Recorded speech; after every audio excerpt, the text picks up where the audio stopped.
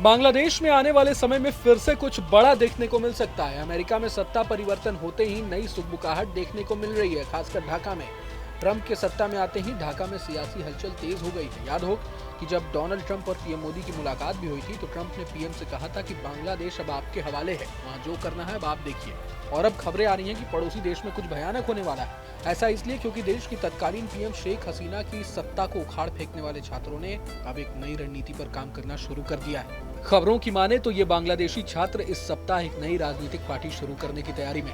गौरतलब है कि हसीना की सत्ता को समाप्त कर देने वाले इन छात्र समूहों ने अंतरिम सरकार के मुख्य सलाहकार के रूप में नोबेल पुरस्कार विजेता मोहम्मद यूनिस की पैरवी की थी। अब ये छात्र जिस संगठन को बनाने की योजना में हैं, उसमें यूनिस की भूमिका होगी या नहीं, इसको लेकर कोई जानकारी सामने नहीं आई। हालांकि गौर करने वाली बात है कि उन्होंने पहले ही कहा है कि राजनीति में आने की उनकी कोई योजना नहीं है। याद हो कि बांग्लादेश में छात्रों के एक गुट स्टूडेंट अगेंस्ट डिस्क्रिमिनेशन ने विरोध प्रदर्शनों का नेतृत्व किया था। देखते ही देखते ये आंदोलन हिंसा में बदल गया। उसके बाद सार्वजनिक क्षेत्र की नौकरी कोटा के खिलाफ छात्रों के नेतृत्व में आंदोलन शुरू हुआ, जो आगे चलकर राष्ट्रव्यापी विद्रोह में बदल गया। इसके परिणाम स्वरूप देश में अशांति के चरम पर पहुंचने के बाद शेख हसीना को भारत भागने पर मजबूर होना पड़ा।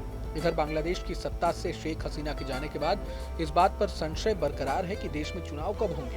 हाल के दिनों में यूनिस ने कहा है कि 2025 के अंत तक चुनाव हो सकते हैं। वहीं कई राजनीतिक विश्लेषकों का मानना है कि युवाओं के नेतृत्व वाली पार्टी देश के राजनीतिक परिदृश्य को महत्वपूर्ण रूप से बदल सकती है। आपको बता दें कि बांग्लादेश में महिलाओं और बच्चों पर जारी यौन शोषण, यौन हिंसा के खिलाफ छात्रों का गुस्सा भी खूब पड़ा है। ढाका में छात्रों ने अपना आंदोलन तेज कर दिया है। छात्रों का कहना है कि मोहम्मद यूनिस के नेतृत्व वाली अंतरिम सरकार इन अपराधों को रोकने में विफल साबित हुई है। ढाका में बड़ी संख्या में छात्रों ने विरोध मार्च निकाला। इस दौरान छात्रों ने दुष्कर्मियों को फांसी दो, महिलाओं और बच्चों की रक्षा करो, सरकार जागो जैसे नारे लगाए।